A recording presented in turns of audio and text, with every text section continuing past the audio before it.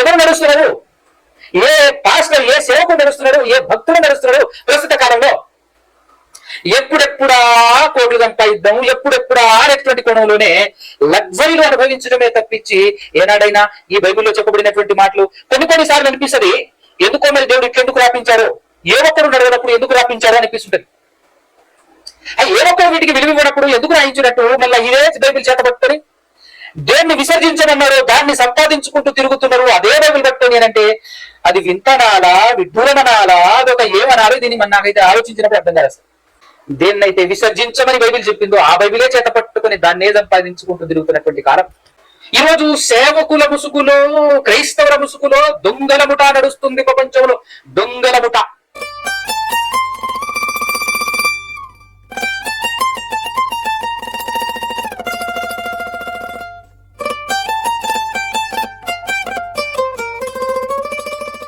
సర్వోన్నతుడు, సర్వాధికారి, సమస్త సృష్టిని సృష్టించినటువంటి మన అందరి కన్న తండ్రి అయిన ఆ దేవాది దేవునికి మొదట ఆయన కుమారుడు, మన రక్షకుడు యేసుక్రీస్తు ప్రభుల వారి ద్వారా పరిశుద్ధాత్మ సహాయముతోనే స్తుతి, స్తోత్రాలు, కృతజ్ఞత, స్తుతులు చెల్లించుచున్నాను. అదే విధముగా ఆయన మాటలు వినబడినటువంటి మాటలను హృదయంలో పదిలపరుచుకోవటం మాత్రమే కాకుండా అవసరం మేరకు మరొకసారి చెక్ చేసుకొని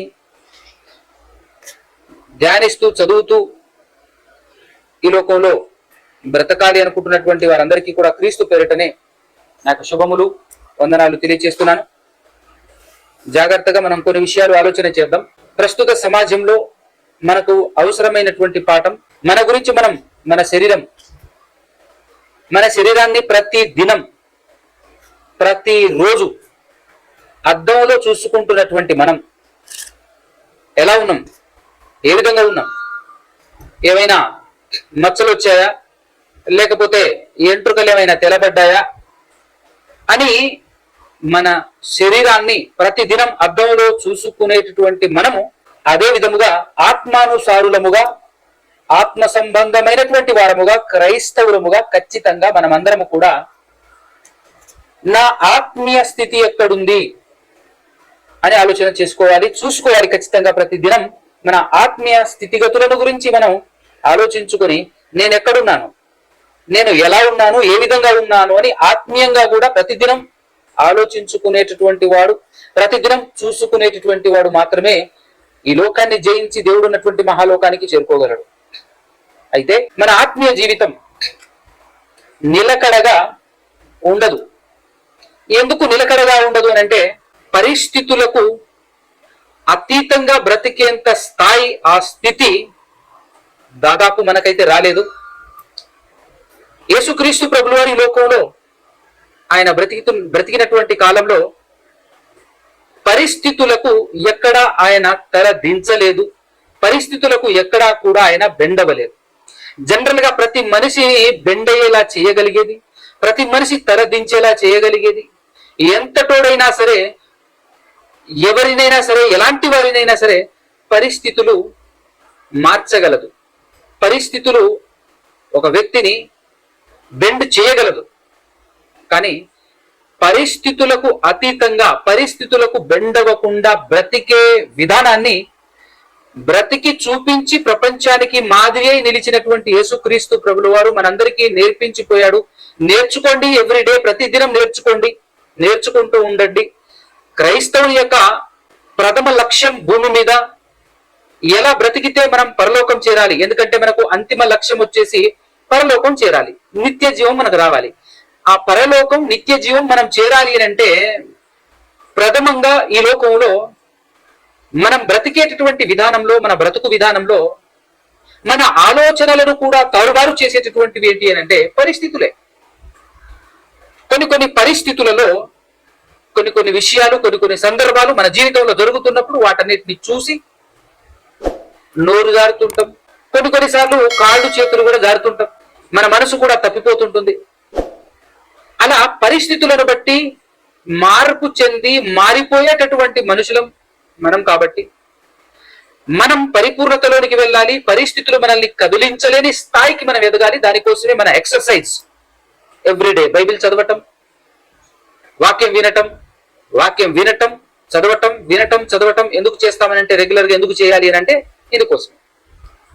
అయితే పరిస్థితులు ఎలాగున్నా, పరిస్థితులను బట్టి మానవులు మారుతున్నా మనకు అర్థం కావాలి, దేవుడు అనే ఆయన మాత్రం ఎట్టి పరిస్థితుల్లో పరిస్థితులను బట్టి మారేవాడు కాదు, మారడు. అందుకోసమే ఒక విషయం మనకి ఇక్కడ అర్థం కావాలి, ఈ భూలోకంలో మనుషులముగా పరిస్థితులను బట్టి మార్పు చెందేటటువంటి వారముగా మనం ఆలోచిస్తూ ఉన్నప్పుడు మనకి ఏమనిపిస్తుంది అని అంటే, కొన్నిసార్లు దేవుని యొక్క పనులు, దేవుని యొక్క నిర్ణయాలు, లేదంటే దేవుడు నిశ్చలంగా మన చేతికి భూమినిచ్చేసి, మనకు స్వాతంత్రం ఇచ్చేసి, ఫ్రీడమ్ ఇచ్చేసి ఆయన ఎదురు చూస్తున్నాడు, వెయిట్ చేస్తున్నాడు. ఆయన ఎదురు చూస్తున్నాడు అంటే మనం చేసేటటువంటి పనులను బట్టి రకరకాలైనటువంటి పరిస్థితులు ఏర్పడతా ఉంటాయి. ఏ పరిస్థితి ఏర్పడినా, ఎలాంటి పరిస్థితి ఏర్పడినా ఆయన మారడు.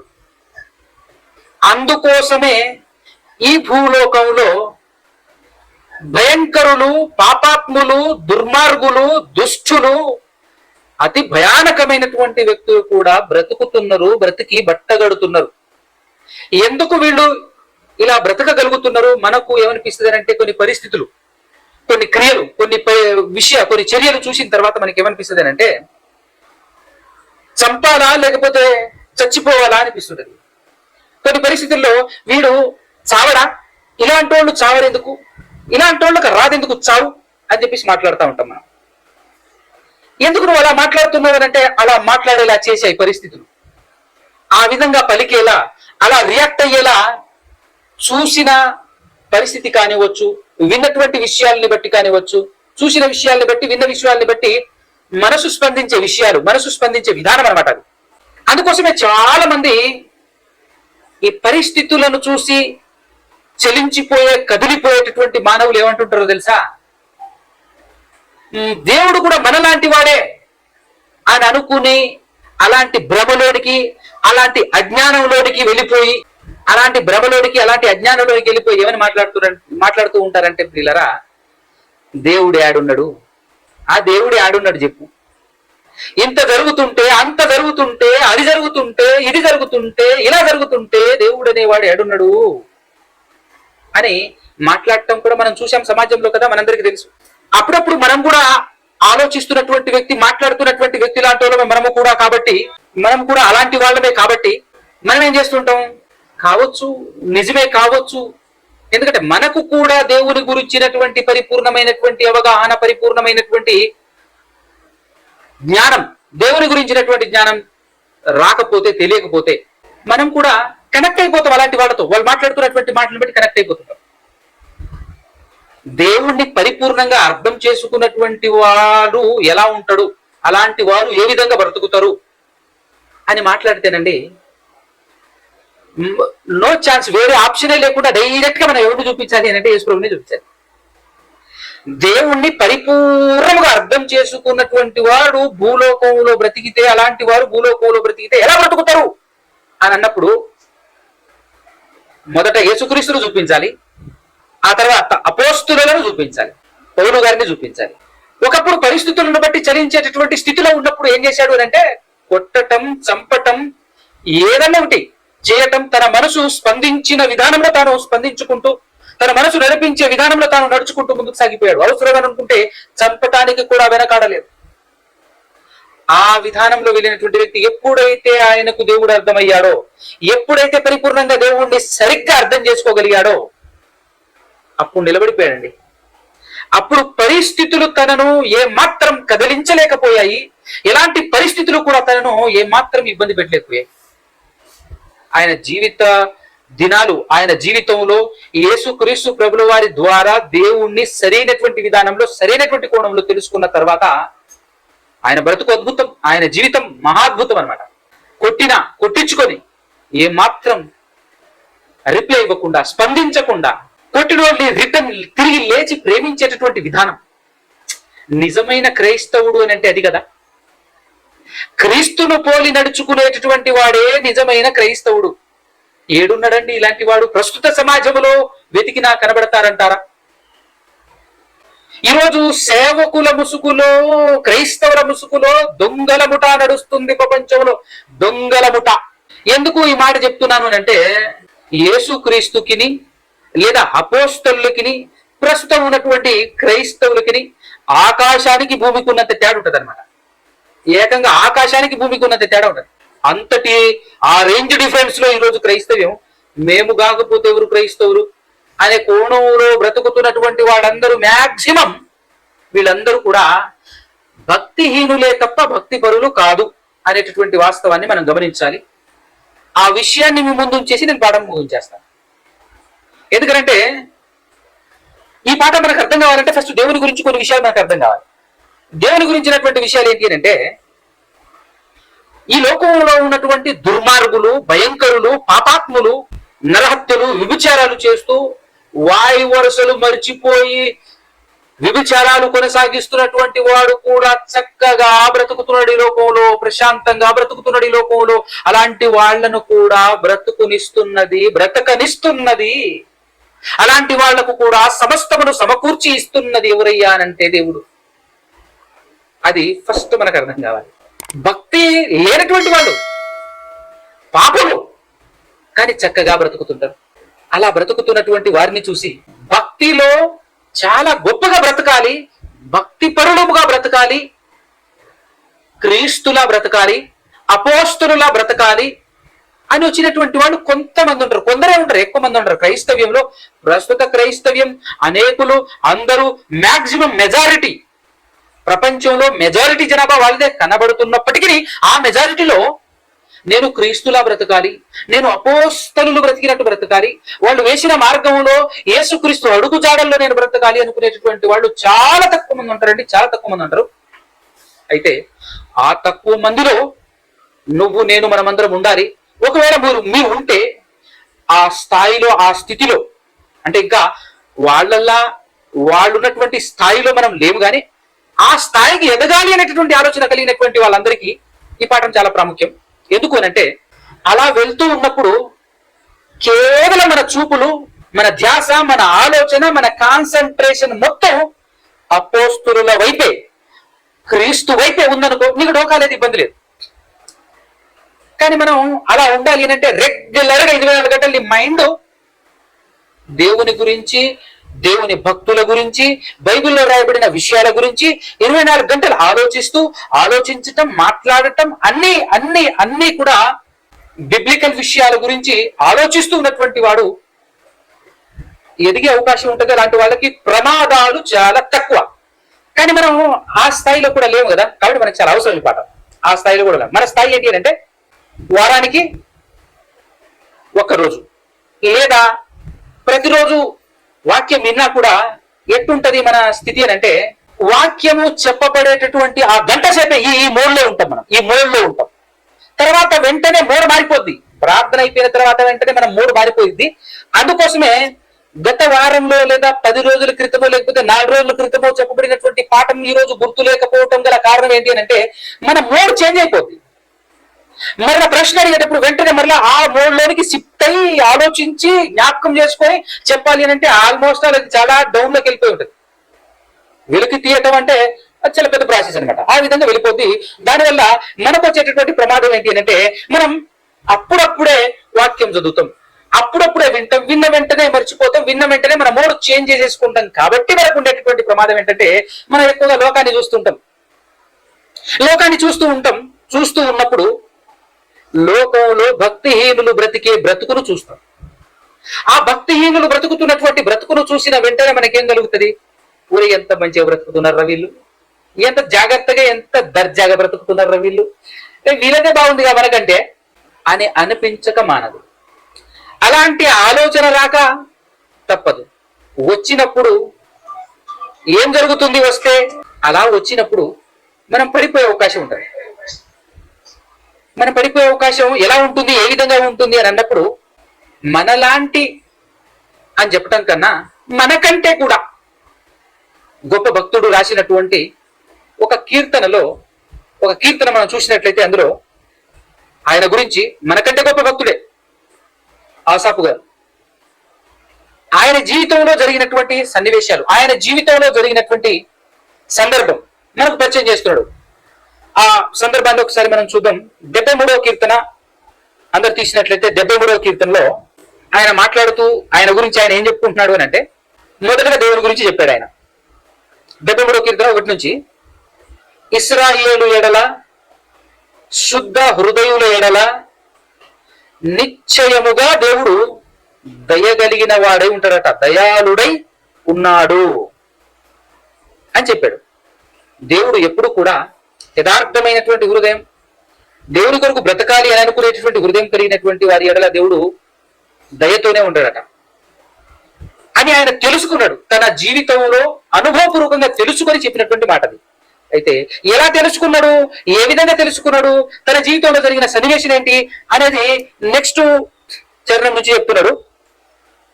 ఆయన జీవితాన్ని కీర్తన రూపంలో, పాట రూపంలో మన ముందు పెట్టాడు అనమాట. ఆయన నా పాదములు జారుటకు కొంచెమే తప్పెను, నా అడుగులు జారటానికి సిద్ధమైనవి అంటున్నాడు. ఎందుకు అనంటే 3వ చరణంలో ఏం చెప్తున్నాడు? ఎందుకు అనంటే భక్తిహీనుల క్షేమము నా కంటబడింది అంటున్నాడు. ఏం కంటబడిందట? భక్తిహీనుల క్షేమం. అంత మాత్రమే కాదు, గర్వించు వారిని బట్టి నేను మత్సరపడి తిని. మాక్సిమం ఎక్కడో ఒక్కడ ఏదో ఒక రకంగా మనందరి హృదయాల్లో ఈ ఫీలింగ్స్ ఉంటాయి. జాగ్రత్తగా వినండి. మనందరిలో ఏదో ఒక క్షణాన తారసపడే ఉంటది, మన హృదయం అలా ఆలోచించే ఉంటది. ఈ మత్సరం, ఈ అడుగు జారటం, ఆ భక్తిహీనుల క్షేమం మన కంటబడినప్పుడు మన హృదయ స్పందనలు ఎలా ఉంటుందో ఇలానే ఉంటది ఖచ్చితంగా. చూడండి, మరణమందు వారికి యాతనలు లేవు, వారు పుష్టిగా ఉన్నారు. ఇతరులకు కలుగు ఇబ్బందులు వారికి కలగట్లేవు, ఇతరులకు పుట్టునట్లు వారికి తెగులు పుట్టదు అంటున్నాడు. కావున గర్వం అనేటటువంటిది కంఠహారము వలె వారిని చుట్టుకొనుచున్నది. అంటే వాళ్ళు మాట్లాడేటప్పుడు చాలా గర్వం కనబడుతున్నది. అంత మాత్రమే కాకుండా వస్త్రము వలె వారు బలత్కారము ధరించుకొందురు, క్రొవ్వు చేత వారి కన్నులు మెరకలై ఉన్నవి. వాళ్ళ స్థితి, వాళ్ళ పరిస్థితి చూసి గమనించి వాళ్ళు ఎలాంటి బ్రతుకుతున్నారో చెప్పారు. ఇక్కడ వరకు చెప్పాడు. ఇప్పుడు వాళ్ళ ఆలోచన కూడా చెప్తున్నాడు. చూడండి, వారి హృదయ ఆలోచనలట బయటికి కనబడుతుంటాయట. వాళ్ళ యొక్క హృదయం యొక్క ఆలోచనలు బయటికి కనబడుతుంటాయట. 8వ చరణం, అంత మాత్రమే కాదు, ఎగతాళి చేయుచు బలత్కారము చేత జరుగు కీడును గూర్చి వారు మాట్లాడతారట. బలత్కారము చేత జరుగు కీడును గూర్చి వారు మాట్లాడతారు, ఎగతాళి చేస్తుంటారు. ఎక్కడైనా పాపం జరిగిందనుకో, బలత్కారం జరిగిందనుకో, భయంకరమైనటువంటి కార్యం జరిగిందనుకో, దాన్ని చాలా ఎంజాయ్ చేస్తూ సరదాగా మాట్లాడుకుంటుంటారు వాళ్ళు. అలాంటి వాళ్ళు గర్వముగా మాట్లాడుదురు. ఆకాశము తట్టు వారు ముఖము ఎత్తుదురు, వారి నాలుక భూ సంచారము చేయను.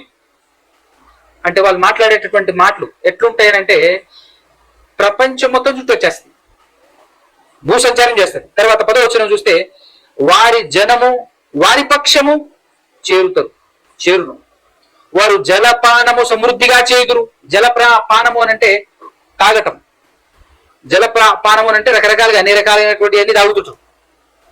తర్వాత అతి ప్రాముఖ్యమైనటువంటి మాట 11వ చరణం.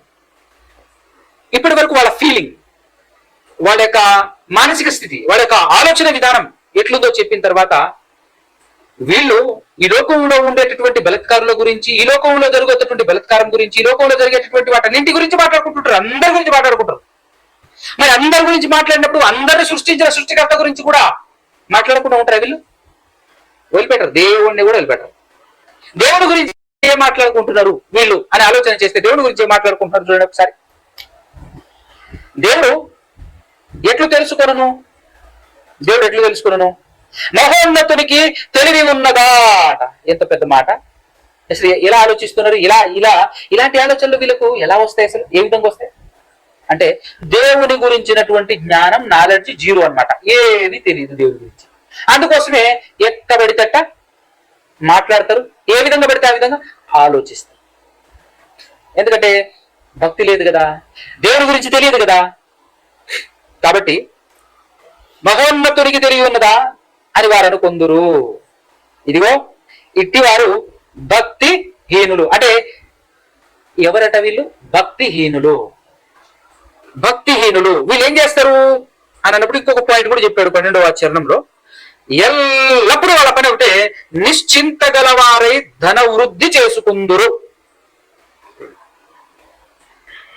అందుకోసం యేసుక్రీస్తు ప్రభుల వారు చెప్పాడు, ఈ లోకంలో యజమానులు ఇద్దరు, ఒకరు దేవుడైతే ఇంకొకరు డబ్బు. సో డబ్బు సంపాదించుకున్న తర్వాత మనిషి మారిపోతాడు. నిజమా కదా? 100%. ఇది ఎంత మంచి మాట అంటే, నిజంగా దేవుడిని నమ్ముకున్నటువంటి వాడు మారిపోతాడు. ఏ తప్పు చేయడు, ఏ పాపం చేయడు. ఆయనలో మనం మార్పు చూస్తాం. నిజంగా హృదయాన్ని పరిపూర్ణంగా మార్చుకొని దేవుని వైపు వెళ్ళేటటువంటి వాడి జీవితంలో మార్పులు కనపడుతుంటాయి. ఒకటి, ఆయన జీవితంలో మార్పులు కనపడతాయి. రెండు, డబ్బులు సంపాదించుకున్నటువంటి వ్యక్తులు కనపడుతుంటాయి మార్పులు. ఈ ఇద్దరిలోనే మార్పు కనబడుతుంటది. డబ్బు సంపాదించుకున్నటువంటి వ్యక్తిలో గర్వం తాండవం ఆడుతుంటది. ఇటు మనసు మార్చుకొని దైవికమైనటువంటి విధానంలోనికి వచ్చేసి దేవుణ్ణి మెల్లమెల్లగా దేవుణ్ణి సంపాదించుకోవటం కోసం ప్రయాసపడుతున్నటువంటి వారిలో కూడా ప్రవర్తన చాలా మారుతుంది. ఆయనలో దీనత్వం తాండవం ఆడుతుంటది, దీనత్వం విరాజిల్లుతుంటది. ఎంతమంది ఎన్ని రకాలుగా నెగిటివ్ కామెంట్స్ చేసినా, ఎన్ని రకాలుగా మాట్లాడినా, కొట్టినా, నిందించినా, దూషించినా, ఏమన్నా కూడా ఎలా ఉంటాడు అని అంటే అన్ని పరిస్థితుల్లో ఒకేలా ఉంటాడు, ఏకరీతిగా ఉంటాడు, ఒకేలా ఉంటాడు. అంటే దీన్ని అంటారు అనమాట పరిస్థితులకు అతీతంగా బ్రతకడం. పరిస్థితులకు అతీతంగా బ్రతకడం అంటారు. సో ఈ విధంగా బ్రతకటం మనం నేర్చుకోవాలి. అందుకోసమే పౌలు గారు దైవజనునికి లేదా భక్తిపరునికి లేఖ రాస్తూ చెప్పినటువంటి మాటలో, భక్తిపరునికి ఆయన లేఖ రాసినటువంటి లేఖలో ఏం చెప్పాడు చూద్దాం. ఎవరా భక్తుడు అంటే తిమోతి గారు. తిమోతి గారికి అంటే భక్తునికి ఒక లేఖ రాస్తూ ఆ లేఖలో ఆయన ఏం చెప్పాడో ఒక్కసారి చూసినట్లయితే, మొదటి లెటర్ 6వ అధ్యాయము 11వ వచనం నుంచి చూద్దాం. 11వ వచనం నుంచి, దైవజనుడా అంటే భక్తిపరుడా, భక్తి కలిగిన వాడా, నీవైతే వీటిని విసర్జించి అన్నాడండి. విసర్జించి వీటిని అంటే వేటిని అంటే ఇప్పటివరకు మనం మాట్లాడుకున్నాం. దాంతో పాటుగా పైన ఏం చెప్పాడు అంటే, ఇద్దరు యజమానులు అన్నారు కదా, ఒక యజమానుని తృణీకరించి, ఒక యజమానుని దూరం పెట్టి, ఒక యజమానుని విసర్జించి అని అర్థం. ఎవరా యజమానుడు? యేసుక్రీస్తు ప్రభువు వారు తన కొండ మీద ప్రసంగంలో చెప్పాడు, ఏ మనిషి అయినా సరే ఇద్దరు యజమానులకు అయితే దాసులుగా ఉండనేరడు. ఇద్దరు యజమానులకు 100% దాసుడుగా ఉండనేరడు. అయితే ఒకరి పక్షాన ఉండి మరొకరిని తృణీకరించటం, లేదంటే అవతల వారి పక్షాన ఉండి ఈ వ్యక్తిని తృణీకరించడం, యువతలు ఉన్నటువంటి యజమానుని తృణీకరించడం. ఎవరో ఒకరినైతే ఖచ్చితంగా తృణీకరిస్తాడు తప్ప ఇద్దరికి మాత్రం ఉండనేరడు దాసుడుగా అని చెప్పినప్పుడు, నేను దేవునికి దాసుడునవుతా అన్నవాడు భక్తుడు. అలాంటి భక్తుడే తిమోతి గారు. ఆ భక్తునితో పౌలు గారు చెప్తున్నటువంటి మాట, నువ్వు వాడిని విసర్జించు. ఇంకొక యజమానుడు ఉన్నాడు చూసావా, వాడిని విసర్జించు అని చెప్పి, భక్తుడా నీవైతే వీటిని విసర్జించి నీతిని, భక్తిని, విశ్వాసమును, ప్రేమను, ఓర్పును, సాత్వికమును సంపాదించుకొనుటకు ప్రయాసపడు అన్నాడు. ప్రస్తుత కాలంలో ఉన్నటువంటి క్రైస్తవులందరినీ, మరి ముఖ్యంగా సేవకులు అనుకునేటటువంటి వాళ్ళందరి దగ్గరికి, వాళ్ళ మూతి దగ్గరికి ఒక్కసారి మైకి పెట్టి క్వశ్చన్ అడిగితే బాగుంటుంది అనిపిస్తుంది నాకు. ఇగో ఇవి సంపాదించటం కోసం ప్రయాసపడేటటువంటి భక్తుడు ఉన్నాడా? నీతిని సంపాదించాలంటే ఏం చేయాలి, ఏమి చేస్తే నీతి దొరుకుతుంది, నీతిని సంపాదించగలం. భక్తిని ఎలా సంపాదించగలం, ఏమి చేస్తే భక్తిని సంపాదించగలం, ఏమి చేస్తే విశ్వాసమును, ఎలా బ్రతికితే, ఏమి చేస్తే ఎలాంటి పరిస్థితులు ఎదుర్కొంటే ప్రేమను, ఎలాంటి పరిస్థితుల మధ్య నడిస్తే ఓర్పును, సాత్వికమును ఎలా సంపాదించుకోవాలి. మనందరికీ బాగా తెలుసు, ప్రతి వ్యక్తికి బాగా తెలుసు, డబ్బు ఎలా సంపాదించాలి అనేది అందరికీ తెలుసు. మనం క్రైస్తవులమే అయినప్పటికీ ఎలా సంపాదించాలో ఆ మార్గాల్లోనికి చాలా అద్భుతంగా ప్రయాణం చేస్తాం. కూర్చొని సంపాదించగలం, ఆలోచించి సంపాదించగలం, పనే చేయకుండా కూడా సంపాదించుకోగలం. చాలా మంది దైవ జనుల ముసుగులో చాలా మంది సంఘంలోనే డబ్బులు ఎలా సంపాదించాలి అని ఆలోచించి కోట్లు గడించినటువంటి వాళ్ళు ఉన్నారు. నిజంగా హృదయపూర్వకంగా ఆలోచిస్తే చాలా సిగ్గుచేటేంటి అని అంటే, బాధకరమైనటువంటి విషయం ఏంటంటే, నిజమైనటువంటి భక్తుడు డబ్బును విసర్జిస్తూ కనబడుతున్నాడు. కోట్లు ఉన్నటువంటి వ్యక్తి ఒకప్పుడు పౌలు గారు, అపోస్తుడైనటువంటి పౌలు గారు, కోట్లాధిపతి 100%. ఈ కాలంలో ఉన్నటువంటి వాళ్ళు సరిపోరు, ధనవంతుడే. ఎందుకంటే ఆ కాలంలో బంగారం కూడా విరివిగా కేజీల కొద్ది లభించేది. కాబట్టి ఆ లెక్క ప్రకారంగా చూస్తే ఆయన చాలా ధనవంతుడే. ఎప్పుడైతే ఈ సంగతి తెలుసుకున్నాడో అండి, ఎప్పుడైతే ఈ సంగతి హృదయానికి, గుండెకెక్కిందో, మనసుకు ఎక్కిందో, బా అది కదా మార్పు అంటే. కనబడింది చూసారా మార్పు. తనకున్నటువంటి సమస్త ఆస్తి, ధనాన్ని పెంట అనే పద ప్రయోగం చేసిన ధనుడైన, మహానుభావుడైన, అలా ఏం చేసి భక్తిలో ముందుకు సాగి, భక్తిలో ఎదిగి ఇలాంటి వాటన్నిటిని సంపాదించటంలో ప్రయాసపడినటువంటి వ్యక్తి. మొదటగా మార్గం వేసింది యేసుక్రీస్తు ప్రభువారు. భక్తులందరికీ మార్గం వేసింది యేసుక్రీస్తు ప్రభువారు. నన్ను వెంబడించండి, నా అడుగులలో అడుగులు వేసుకుంటారండి అని చెప్పేసి అన్నటువంటి ఆయన ఏనాడు ధనం కోసం ప్రయాసపడలేదు. ఆయన తదనంతరం నేను కూడా సేమ్ టు సేమ్ యేసుక్రీస్తు మార్గంలోనే, ఆయన అడుగు జాడల్లో పక్కాగా నడిచినటువంటి వ్యక్తిని, నా అడుగు జాడల్లో కూడా నడవండి అని చెప్పేసి, నేను నడిచిన మార్గం కూడా రూటే అని చెప్పిన రెండవ వ్యక్తి అనమాట అపోస్తుడైనటువంటి పౌలు గారు. నన్ను పోలి నడుచుకోండి అని చెప్పినటువంటి గనుడు. ఎవరు నడుస్తున్నారు? ఏ పాస్టర్, ఏ సేవకుడు నడుస్తున్నాడు, ఏ భక్తుడు నడుస్తున్నాడు ప్రస్తుత కాలంలో?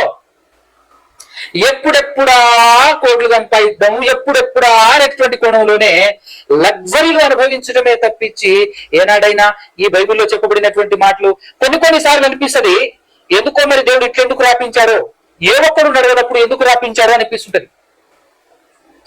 ఏ ఒక్కరు వీటికి విలువివ్వనప్పుడు ఎందుకు రాయించినట్టు మళ్ళీ ఇదే బైబిల్ చేత పట్టుకొని దేన్ని విసర్జించమన్నారో దాన్ని సంపాదించుకుంటూ తిరుగుతున్నారు అదే బైబిల్ పట్టుకొని అంటే, అది వింతనాలా, విడ్డూరమనాలా, అదొక ఏమనాలో దీన్ని మన నాకైతే ఆలోచించినప్పుడు అర్థం కాదు అసలు. ఎంత విడ్డూరం, ఎంత విచిత్రం. దేన్నైతే విసర్జించమని బైబిల్ చెప్పిందో ఆ బైబిలే చేత పట్టుకొని దాన్నే సంపాదించుకుంటూ తిరుగుతున్నటువంటి కాలం. కాబట్టి పిల్లరా, దీన్ని విడిచిపెట్టి దేనికోసం ఒక క్రైస్తవుడు ప్రయాసపడాలి? ఈ విధమైనటువంటి విధానంలో ఉన్నటువంటి వారు మాత్రమే, ఇలాంటి ధోరణిలో ఈ విధమైనటువంటి విధానంలో నడవాలని ఎవరైతే నిర్ణయం తీసుకుంటారో అలాంటి వాళ్ళు మాత్రమే భక్తి పరులు.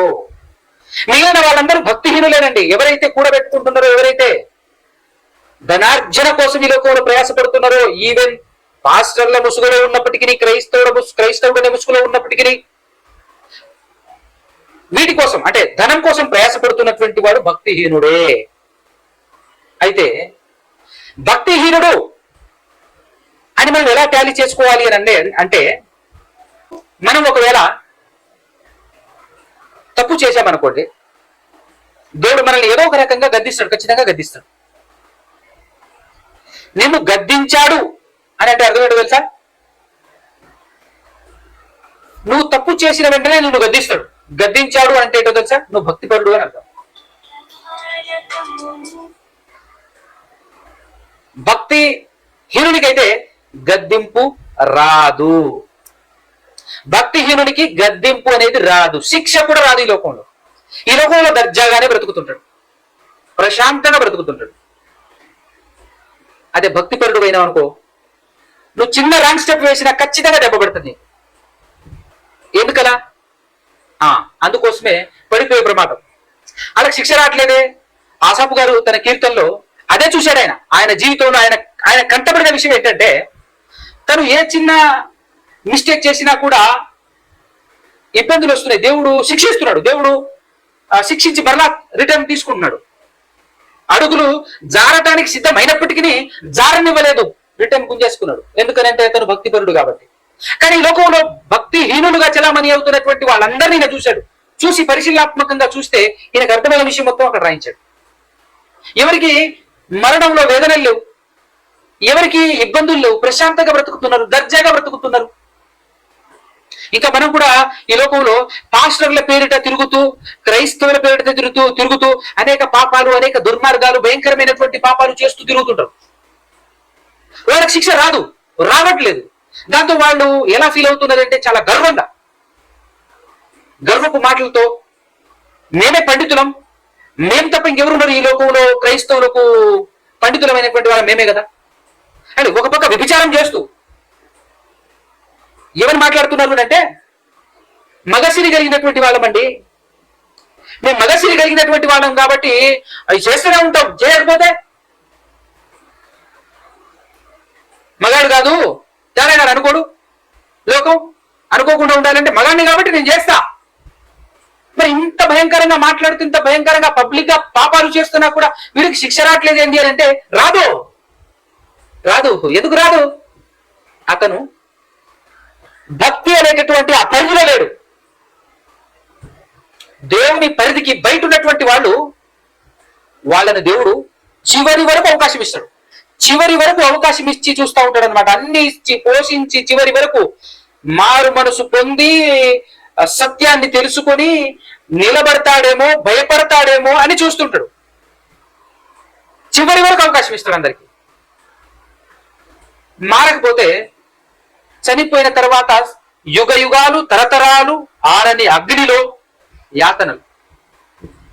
కానీ మారటం కోసం చివరి వరకు అవకాశం ఇస్తాడు. అది దేవుని గొప్పతనం. అదే అనమాట. కాబట్టి ఎవరిని శిక్షిస్తాడు దేవుడు అని అన్నప్పుడు ఒక మాట చూపిస్తాను మీకు. హెబ్రీయులకు రాసినటువంటి పత్రిక 12వ అధ్యాయం 5వ వచనం నుంచి చూద్దాం మనం. నా కుమారుడా, ప్రభువు టిక్లెటర్లో ఉంది, ప్రభువు చేయు శిక్షను తృణీకరించకుము అంటున్నాడు. దేవుడు నిన్ను శిక్షించినప్పుడు నువ్వు బాధపడొద్దు, తృణీకరించకు అని మాట్లాడుతున్నాడు. ఆయన నిన్ను గద్దించినప్పుడు విసుగు అనేది రానివ్వకు. ఎందుకు? విసుగు వచ్చిందనుకో నువ్వు జారిపోయే ప్రమాదం ఉంటుంది. నువ్వు తృణీకరించినావు అనుకో జారిపోయే ప్రమాదం ఉంటుంది. అదే పాపంలో కొనసాగే ప్రమాదం ఉంటుంది. ఏదో తప్పు చేశావు, తప్పు చేయాలనే ఆలోచన వచ్చింది, వెంటనే నిన్ను గద్దించి ఏదో ఒక శిక్ష వేసి నిన్ను లాక్కున్నాడు అని అంటే అర్థం ఏంటో తెలుసా? చెప్తున్నాడు ఇక్కడ. ప్రభువు తాను ప్రేమించు వారిని శిక్షించి తాను స్వీకరించు ప్రతి కుమారుని దండిస్తాడట. కేవలం దేవుడు ఎవరినైతే స్వీకరించుకోవాలి అనుకుంటున్నాడో, ఎవరినైతే స్వీకరించాలి అని అనుకుంటున్నాడో అలాంటి వారికి మాత్రమే ఆయన శిక్షిస్తాడట. అలాంటి వారిని మాత్రమే శిక్షిస్తాడు.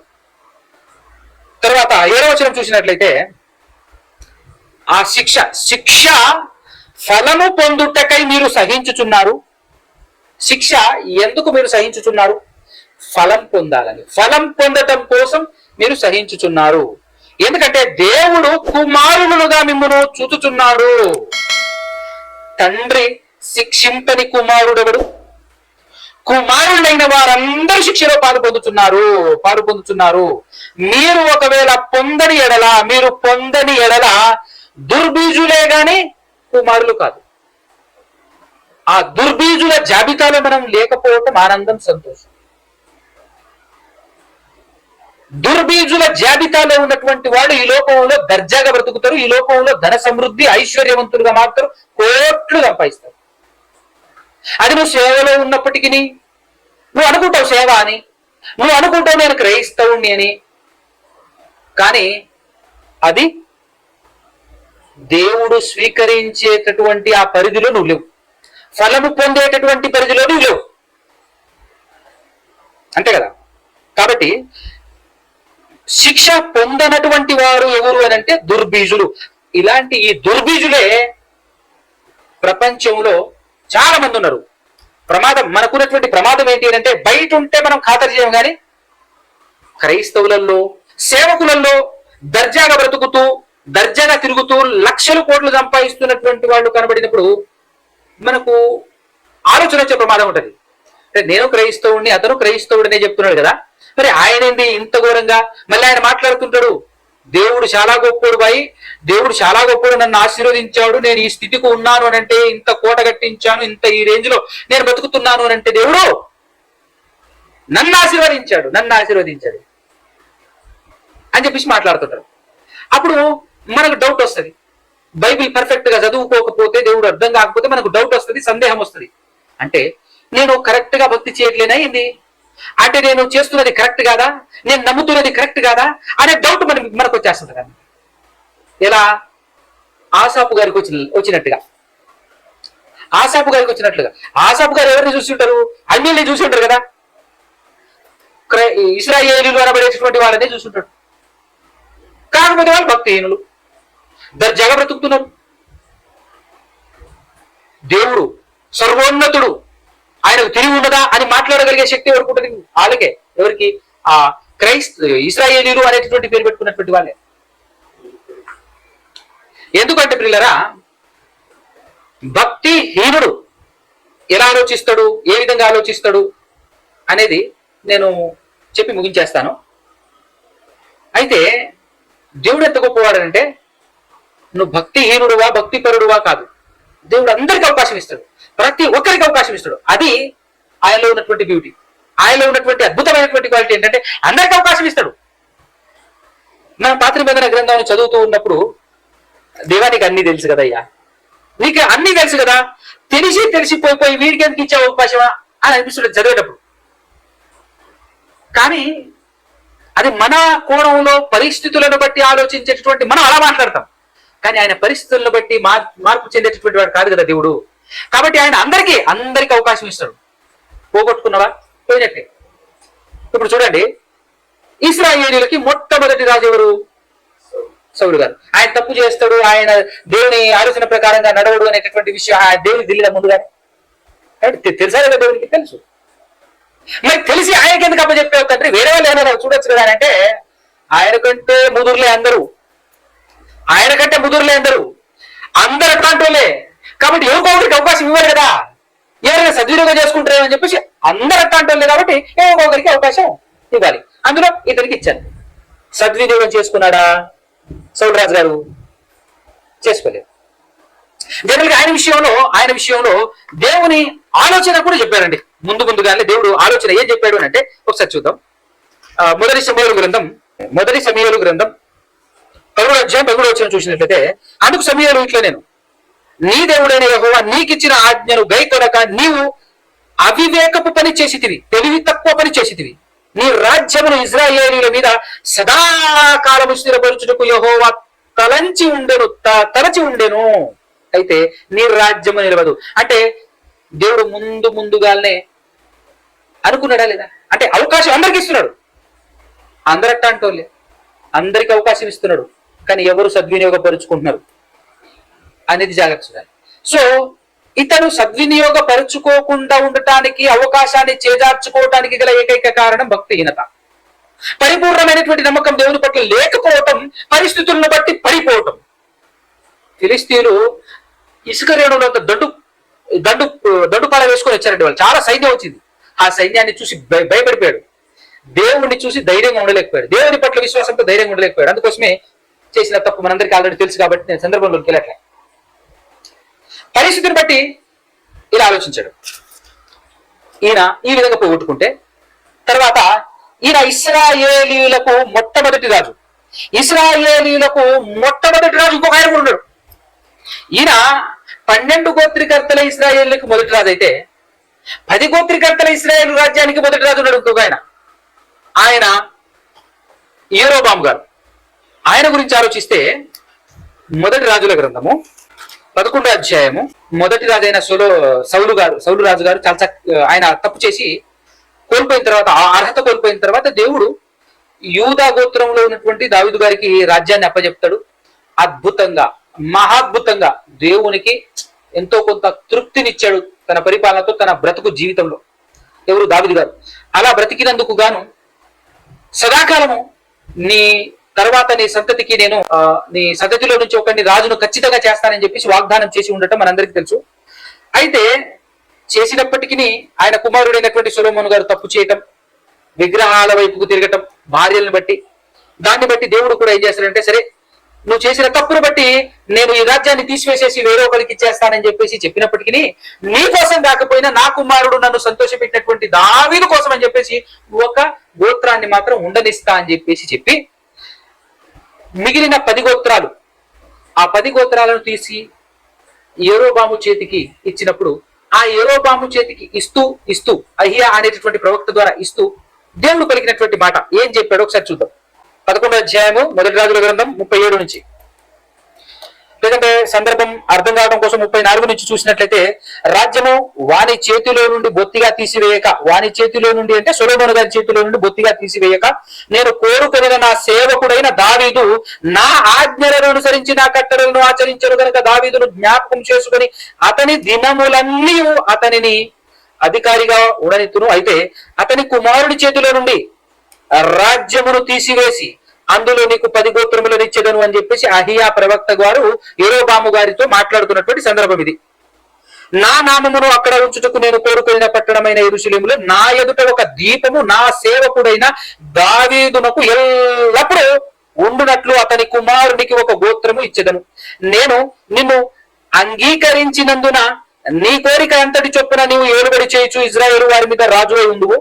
నేను నీకు ఆజ్ఞాపించినదంతయు నీవు విని నా మార్గములను అనుసరించి నడుచుచు నా దృష్టికి అనుకూలమైన దానిని జరిగించుచు నా సేవకుడైన దావీదు చేసినట్లు నా కట్టడలను నా ఆజ్ఞలను గైకొని ఎడల నేను నీకు తోడుగా ఉండి దావీదు కుటుంబమును శాశ్వతముగా నేను స్థిరపరిచినట్లు నిన్నును స్థిరపరిచి ఇజ్రాయేలు వారిని నీకు అప్పగించెదను అని చెప్పాడండి.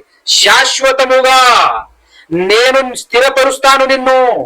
దావీదును ఎలాగైతే శాశ్వతంగా స్థిరపరిచానో శాశ్వతముగా స్థిరపరుస్తాను నీ కుటుంబాన్ని అని చెప్పేసి యెరోబాము గారికి కూడా అవకాశం ఇచ్చాడు కదా దేవుడు.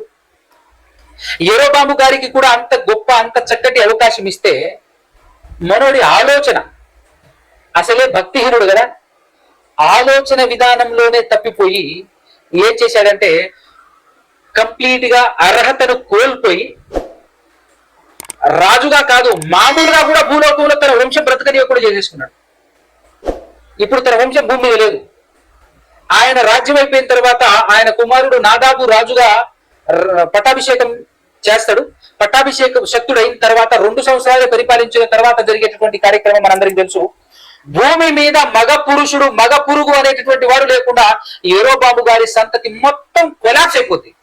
కారణం ఏంటి అని అంటే దాసుడుగా ఉన్నటువంటి ఇతన్ని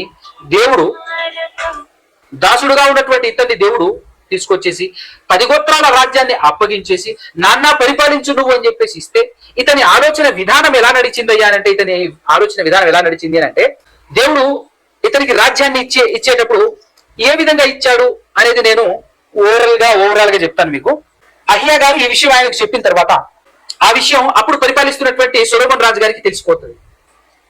సొలొమోను రాజు గారికి తెలిసిపోయిన వెంటనే ఈ వ్యక్తిని చంపాలి అని సొలొమోను గారు ట్రై చేస్తే ఈ వ్యక్తి ఐగుప్తుకు పారిపోతాడు.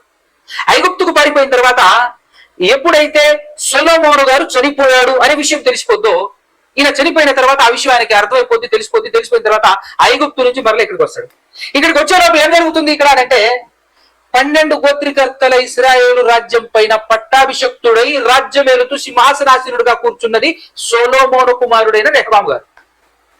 ఈయన వచ్చాడు, చూస్తే ఆయన రాజుగా పరిపాలిస్తున్నాడు. దేవుడు నన్ను రాజు చేస్తా అన్నాడు, ఏంటో మీరు చేయలేదు. ఈయన ఆలోచన అంటే భక్తిహీనుల ఆలోచన ఎలా ఉంటది అంటే ఓపిక ఉండదు, సహన వస్తలు ఉండదు. భక్తి పరులకు డైరెక్ట్ గా ఏమని ఆలోచించుకొని ఉండొచ్చు, ఇతను అని మనం ఆలోచన చేస్తే చూశాడు, ఏమి లేదే, ఆల్రెడీ ఆయన రాజుగా పరిపాలిస్తున్నాడే అని చూశాడు. ఖచ్చితంగా ఈయన ఈ విధంగానే ఆలోచించి ఉంటాడు అని నేను ఎందుకు చెప్తున్నాను అంటే, ఆయన రాజ్యం తన చేతికి అప్పగింపబడ్డ తర్వాత పొర్రపాటున కూడా దేవుణ్ణి సంప్రదించే ప్రయత్నం చేయలేదు మనోడు. ఎందుకంటే నువ్వు రాజు అవుతావు అని చెప్పేసి చెప్పినటువంటి ప్రవక్త అహియా గారు బ్రతికే ఉంటాడు, ఆయన ఉన్నాడు కదా. మరి నేను రాజునైపోయినా ఇప్పుడు ఎలా, నెక్స్ట్ ఏంటి, ఏ విధంగా పరిపాలించాలి అని చెప్పేసి మరలా దేవుణ్ణి సంప్రదించాలి కదా, దేవుణ్ణి అడగాలి కదా.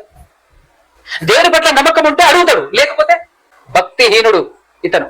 కాబట్టి ఇతని ఆలోచనను బట్టి ఖచ్చితంగా ఏ విధంగా ఈయన ఆలోచించి ఉంటాడో అనేది నేను చెప్తున్నాను. ఆ తర్వాత సడన్ గా ప్రజలకు ఒక ఆలోచన రావటం, ప్రజలందరూ రెహబాము రాజు దగ్గరికి వెళ్ళటం, వెళ్ళేసి అయ్యా మీ నాయన చాలా బరువైనటువంటి కాడి మా పైన మోపిండు, చాలా భారం వేసిండు మా పైన, నువ్వు కాస్త చులకన చేస్తే, కాస్త భారం తగ్గిస్తే మేము మీకు సేవ చేసుకుంటాం అని చెప్పేసి వాళ్ళు అన్నప్పుడు 3 రోజుల తర్వాత రండి అని చెప్పేసి ఆయన చెప్పడం. సరే అని చెప్పేసి 3 రోజుల తర్వాత మళ్ళీ వాళ్ళు రావటం. ఆ లోపు ఆయన అక్కడ ఉన్నటువంటి పెద్దలు, తన తండ్రికి సలహాదారులుగా ఉన్నటువంటి ఆ బృందం ఏదైతుందో వాళ్ళని అడుగుతారు, ఏం చెప్పారు వీళ్ళకు అని చెప్పేసి అంటే, ఏం లేదు సరే అనండి, సరే తగ్గిస్తా అని చెప్పేసానండి, అలా మీరు వాళ్ళకి సేవ చేస్తే, మీరు తగ్గుకుంటే వాళ్ళు కూడా నీకు చిరకాలం నీకు లోబడి ఉంటారా అని చెప్పేసి పెద్దలు సలహా ఇస్తారు. పెద్దల సలహా మాత్రమే కాకుండా ఈ చిన్నల సలహా అంటే తనతో పాటు తన తోడి వయసు కలిగినటువంటి వాళ్ళు ఉన్నారు ఎవరస్తులు, వాళ్ళ సలహా కూడా తీసుకుందాం అని చెప్పేసి వాళ్ళని అడిగితే వాళ్ళు చాలా పౌరుషంగా వాళ్ళు ఎలాంటి సలహా ఇచ్చారంటే, నువ్వేమో తక్కువ అనుకుంటున్నావా, మీ నాన్నకంటే నువ్వు డబ్బులు ఉండాలి, నువ్వు మీ నాన్న ఒక రేంజ్ అయితే నువ్వు 2వ స్థాయికి ఉండాలి, కానీ మీ నాన్నకంటే తగ్గుతా అంటే తగ్గిస్తానని అంటే కరెక్ట్ కాదబ్బా అని చెప్పేసి కోణంలో వాళ్ళకి ఆ స్టేట్మెంట్ ని నేర్పించారు, చూపించారనమాట. ఏం లేదు, రేపు సమాధానం ఏం చెప్పారంటే, మా నాన్న నడుము కంటే నా సిటికి నేను చాలా పెద్దది, చాలా బరువైంది అని చెప్పి చెప్పు, సరిపోద్ది, వాళ్ళకి మాట అర్థం అయిపోద్ది అని చెప్పి నేర్పిస్తారు వాళ్ళు. అయితే పెద్దలు చెప్పినటువంటి మాటను తృణీకరించేసి ఈ చిన్నలు చెప్పినటువంటి ఎవరస్తులు చెప్పినటువంటి సలహాను మాత్రమే స్వీకరించుకొని 3వ రోజున ప్రజలందరూ వచ్చిన తర్వాత ఆ ప్రజలకు ఇచ్చిన సమాధానం ఇదే, మా నాన్న చెప్పుకులతో మిమ్మల్ని శిక్షించాడు కానీ నేను కొరడాలతో శిక్షిస్తాను, మా నాన్న ఒక 50% మిమ్మల్ని ఇబ్బంది పెట్టుంటే నేను 100% ఇబ్బంది పెడతాను అనేటువంటి కోణంలో సమాధానం చెప్తారు. ఆ సమాధానం చెప్పిన తర్వాత అట్లయితే మీకు మాకు సంబంధం లేదు, దావీదులో మాకు భాగం లేదు అని చెప్పేసి ఈ ఇశ్రాయేలు 10 గోత్రికర్తలందరూ వెళ్ళిపోతారు. వెళ్ళిపోయిన తర్వాత ఏం చేసుకున్నారు, యెరోబాము గారిని పిలిచి రాజు చేసుకున్నారు వాళ్ళు. ఇప్పుడు దేవుడు చెప్పినటువంటి ప్రకారంగా రాజు అయిందా లేదా, అయింది. కానీ భక్తిహీనులు ఆలోచన ఎట్టుంటది, అలా ఆలోచించరు. రాజు చేస్తానని దేవుడు చెప్పిండు, దేవుడు చెప్పినట్టు జరిగినట్లయితే ఇదంతా జరగదు, డైరెక్ట్ నేను రాగానే నేను రాజు అయిపోవాలి. కానీ ఇదంతా జరిగింది అంటే, ఇప్పుడు ఫర్ ఎగ్జాంపుల్ గా ఆలోచన చేద్దాం, ఒకవేళ రెహబాము గారు ఎస్ ఓకే మీరన్నట్టు నేను తగ్గిస్తా అని అన్నాడే అనుకో, నేను రాజు అయ్యేటోడా, నేను రాజు అవుతానని చెప్పండి, కాదు కదా. అదే అనమాట భక్తిహీనుల ఆలోచన విధానం అట్టుంటది. అట్లా అనుకొని ఆయన ఎస్ అనలేదు కాబట్టి నేను రాజునయ్యానే తప్ప దేవుడు చెప్పినట్టు కాదు అనే విధానంలో ఆలోచన చేసుకొని తనంతట తానే డిసిషన్ తీసుకొని ఏమని ఆలోచిస్తున్నాడు అంటే, ఇప్పుడు ఈ ప్రజలు పండగల కోసం అని చెప్పేసి యెరూషలేము వెళ్ళకూడదు, మందిరానికి వెళ్ళకూడదు అంటే దేవుడు ఇచ్చినటువంటి రాజ్యాన్ని దేవునికే దూరం చేసే ప్రయత్నాలు స్టార్ట్ చేశాడు. దేవుడే ఇచ్చాడు ఈ ప్రజల్ని, ఆ ప్రజల్ని దేవుని దగ్గరికి వెళ్ళనీయకుండా చేసేటటువంటి అడ్డుకట్టలు వేస్తుంటాడు. ఎలాంటి అడ్డుకట్టలు వేశాడో మాట చూసుకొని మనం ముగించుకుందాం పాఠం. 12వ అధ్యాయం, మొదటి రాజుల గ్రంథం 12వ అధ్యాయం 25-26 వచనాలు. తర్వాత యెరోబాము ఎఫ్రాయిము మన్యమందు షెకెమును పట్టణమును కట్టించి అచ్చట కాపురం ఉండి అచ్చట నుండి బయలుదేరి పెరియలు కట్టించను. ఈ జనులు యెరూషలేమునందున్న యెహోవా మందిర బంధువులు అర్పించుటకు ఎక్కిపోవుచున్న ఎడల ఈ జనుల హృదయము యూదా రాజైన రెహబాము అను తమ యజమానుని తట్టు తిరుగును. అప్పుడు వారు నన్ను చంపి యూదా రాజైన రెహబాము నొద్దకు మరలా చేరుదురు, రాజ్యము మరలా దావీదు సంతతి వారిదగును అని యెరోబాము తన హృదయమందు తలంచి. ఈ డౌట్ దేవునితో చెప్పరాదా? ప్రవక్తను పిలిచి ఇదే సంగతి, నువ్వు చెప్పినట్టు రాజు అయితే అయ్యాను, దేవుడు రాజునైతే చేశాడు, దేవునికి స్తోత్రం, మరి నెక్స్ట్ ఏంటి ఒకవేళ వీళ్ళందరూ వెళ్తూ ఉన్నారనుకో, అక్కడికి వెళ్ళిన తర్వాత మరలా వాళ్ళు ఒకటయ్యారనుకో, నా బతుకు బండారం అయిపోద్ది కదా, నేను పాడైపోతాను కదా, నేను చచ్చిపోతాను కదా. మరి ఇంకా నెక్స్ట్ ఏం చేయాలి, దేవుడు ఏం చెప్తున్నాడు, ఏం చేయమంటున్నాడు అని అడుగుంటే ఎంత బాగుంటుందండి. దేవునిని అడగట్లేడు, అడగకుండా తన సొంత ఆలోచన మీద ఆధారపడి తన సొంత ఆలోచనలు ఎలా అయితే నడిపిస్తున్నాయి ఆ విధంగా వెళ్తున్నాడు అంటే అర్థం ఏంటి? భక్తిహీనుడనే కదా. జనాల్ని సమకూర్చుకోవటం, డబ్బును సమకూర్చుకోవటం భక్తిహీనుడు చేసే పనివే. జనబలం, ధనబలం, అధికార బలం చూసుకొని ఊగటమే తప్ప దైవ బలం నాకు కావాలి, దేవుని అండదండలు నాకు ఉండాలి, నేను దేవుని వైపు ఉండాలి, దేవుని తరపున ఉండాలి అని ఎవరైనా ఉన్నాడా? అలాంటి వాళ్ళు ఎవరైనా ఉన్నారా? ఎందుకంటే దేవుని బలం క్రింద దేవుని తరఫున నువ్వు ఉంటే ప్రకృతి నీకు లోబడుతుంది. ప్రకృతి లోబడుతుంది. నీకు అధికారం ఉంటే ప్రకృతి లోబడుతుందా? నీ దగ్గర డబ్బు ఉంటే ప్రకృతి లోబడుతుందా? అంటే నీ దగ్గర జనబలం ఉంటే ప్రకృతి నీకు లోబడుతుందా? పరిస్థితులను అధిగమించగలవా? పరిస్థితులను మించి, పరిస్థితులకు అతీతంగా ప్రవర్తించగలవా? పరిస్థితులను హ్యాండిల్ చేయగలవా? పరలోకం చేరగలవా? ఏది సాధ్యపడదు కదా. అందుకోసమే ఈ లోకంలో జరుగుతున్నటువంటి తంతు ఇట్లనే ఉంది. అందరు ఎలాంటి వాళ్ళనంటే అందరు ఎరోబాంబులే. Maximum we are all friend of ఎరోబామ్. ఎరోబామ్ దోస్తులే ఈరోజు క్రైస్తవులుగా, పండితులుగా చలామణి అవుతున్నారు. సంఘం ఉన్నదంటే ఈ సంఘాన్ని నా ఇష్టానుసారంగా, నా చిత్తానుసారంగా నడిపించాల్సిందే తప్ప, మరి దేవుడిని అడుగుదాం వాక్యానుసారంగా ఎలా, ప్రతి స్టెప్, ప్రతి విధానంలో వాక్యానుసారంగా ఎలా నడిపించాలి అనేటువంటి కోణంలో ఏ సేవకుడైనా ఆలోచిస్తున్నాడా? అందుకోసమే ప్రియులారా, మనం మరి ముఖ్యంగా వింటున్నటువంటి మనం ఎలా ప్రయాసపడాలి, ఏం సంపాదించుకోవటం కోసం ప్రయాసపడాలి, భక్తి పరులు ఎలా బ్రతకాలి, ఏ విధంగా బ్రతకాలి. డబ్బు వైపు, ఇంకొక యజమానుడి వైపు వెళ్ళకూడదు మన ఆలోచన. మన మనసును నమ్ముకోకూడదు, ఈ లోకపు అధికారాన్ని నమ్ముకోకూడదు, జనబలాన్ని నమ్ముకోకూడదు. 10 గోత్రికర్తలు తనతో పాటు ఉన్న తర్వాత దేవుడు ఏం చేస్తున్నాడు, వీళ్ళని నా వర్షంలో మేలు చేసుకోవాలి అని చెప్పేసి చాలా జిముక్కులు చేసుకుంటుంటాడు. ఇక్కడ ఇంకొక మాట చూస్తే ఏం మాట్లాడుతున్నాడు చూడండి ఒక్కసారి. 28వ వచనంలో ఆలోచన చేసి, యెరొబాము తన హృదయంలో తలంచి ఆలోచన చేసి 2 బంగారపు దూడలు చేయించి జనులను పిలిచి ఏం చెప్తున్నాడు చూడండి. జనులను పిలిచి, యెరూషలేమునకు పోవుట మీకు చాలా కష్టం అబ్బా, మీ గురించి నేను బాగా ఆలోచిస్తున్నాను తెలుసా, మీరు యెరూషలేము పోవటం చాలా మీకు కష్టం కాబట్టి ఇశ్రాయేలు వారలారా, ఐగుప్తు దేశములో నుండి మిమ్మల్ని రప్పించిన మీ దేవుడు ఇవే అని చెప్పేసి దూడల్ని రెడీ చేసేసి చెప్తున్నాడు. ఇవే విగ్రహాలు చేసి, అంటే ఏదో వాళ్ళ మంచి చేస్తున్నానన్నట్టుగా, మంచి కోరేవాడు అన్నట్టుగా ఆలోచిస్తూ వాళ్ళందరినీ నరకానికి ఏ విధంగా నడిపిస్తున్నాడో చూడండి. ఈ రోజు కూడా అంతే. ఆ పాస్టర్ల మాయలో పడిపోయినటువంటి వాళ్ళందరూ కూడా ఎలా ఉంటారంటే ఇట్లనే ఉంటారు. అబ్బా, మా కోసం మా అయ్యగారు 50 రోజులు ఉపవాసం చేశాడండి, 50 రోజులు ఉపవాసం చేస్తున్నాడు, మా కోసం మా అయ్యగారు పడే కష్టాలు చూడాలి, అబ్బబ్బబ్బబ్బా అంటాడు. జాగ్రత్తగా ఆలోచించాలి. బైబిల్ ప్రకారంగా, వచనానుసారంగా మనం నడుస్తున్నామా, నడిపిస్తున్నాడా? ఎలా ఉండాలి అంటే, ఒక సునేమిరాలు ఎలీషాను అడిగినట్టు అడగాలి, ధైర్యంగా. ఎలీషా గారిని అడిగినట్టు అంతటి ధైర్యం ఉంటేనే మనకు పరలోకం. అనేక అద్భుతాలు చేసి, అనేక సూచక క్రియలు చేసినటువంటి ఎలీషా గారినే నిలబడి అడిగేసింది. అబద్ధం చెప్పకండి, మీరు జరిగితేనే చెప్పండి, లేకపోతే అబద్ధం చెప్పకండి మీరు అని అంటే ఆవిడ. అలాంటప్పుడు ఇక్కడ ఉన్నటువంటి పాస్టర్లను క్వశ్చన్ చేయడంలో తప్పులేదుగా. క్వశ్చన్ చేయకపోతే, నువ్వు అడగకపోతే, అడిగే స్థాయిలో నువ్వు రాకపోతే, నిజం చెప్తున్నా అంటే ఎప్పటికి పరలోకం రాదు. పరలోకం పోవాలి అని అనుకుంటే ఖచ్చితంగా మనం ఎవరిని అనుసరించాలి అని అంటే యేసుక్రీస్తు అపోస్తలులు. యేసుక్రీస్తును అనుసరించినటువంటి అపోస్తలులు. వాళ్ళు ఏ విధంగా బ్రతికారు, ఏం సంపాదించడం కోసం ఆరాటపడ్డారు, వాళ్ళ ప్రయాస ఏ కోణంలో, ఏ దిశగా సాగింది, మన ప్రయాస ఏ దిశలో కొనసాగుతుంది ఆలోచించుకోండి. లోకస్తులను చూసి, భక్తిహీనులను చూసి వాళ్ళల్లా నేను బ్రతకాలి, వాళ్ళల్లా నేను సంపాదించుకోవాలి, వాళ్ళల్లా నేను రెడీ అయిపోవాలి అని చెప్పేసి కొంతమంది శరీరం కోసం అన్ని సమకూర్చుకుంటూ దీన్ని అందంగా, భద్రంగా అలా ఉంచాలి అని చెప్పేసి దీని భద్రత కోసం ప్రయాసపడేటోడు కొందరైతే, లోకంలో మంచి పేరు పలుకుబడి ఉండాలి అని అంటే ధనం ఉండాలి, ధనం ఉన్నవాడినే విలువిస్తుంటుంది లోకం, కాబట్టి అవి సంపాదించుకోవాలి అని ఒకడు. మాక్సిమం ఈ సంపాదన కోసం పరిగెత్తేటటువంటి వాళ్ళల్లో మాక్సిమం పురుషులు ఉంటారు, స్త్రీలు కూడా అక్కడ ఉంటారు, అసలు లేరని చెప్పకూడదు. శరీరాన్ని ఎల్లప్పుడూ చూసుకునేటటువంటి బ్యాచ్ లో మాక్సిమం ఎవరు ఉంటారంటే స్త్రీలు.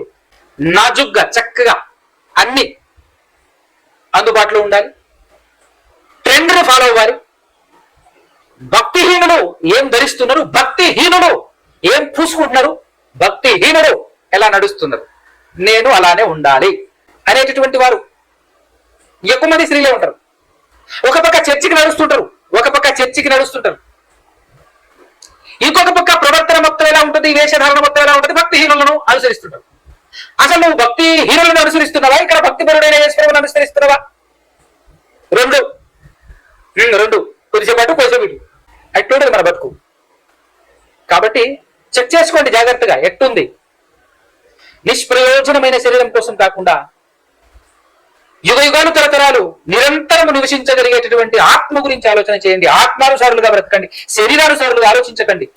మనం ఫాలో అవ్వాల్సినటువంటి యేసుక్రీస్తు కానివ్వండి, అపోస్తులు కానివ్వండి, అందరూ ఆత్మానుసారులు. వాళ్ళలా నువ్వు నేను మనమందరం బ్రతకాలి అని బలంగా నిర్ణయం తీసుకొని నీతిని సంపాదించడం కోసం, భక్తిని సంపాదించడం కోసం, విశ్వాసం సంపాదించుకోవడం కోసం, ప్రేమను ఓర్పును సంపాదించే దిశగా మనం అడుగులు వేయాలి.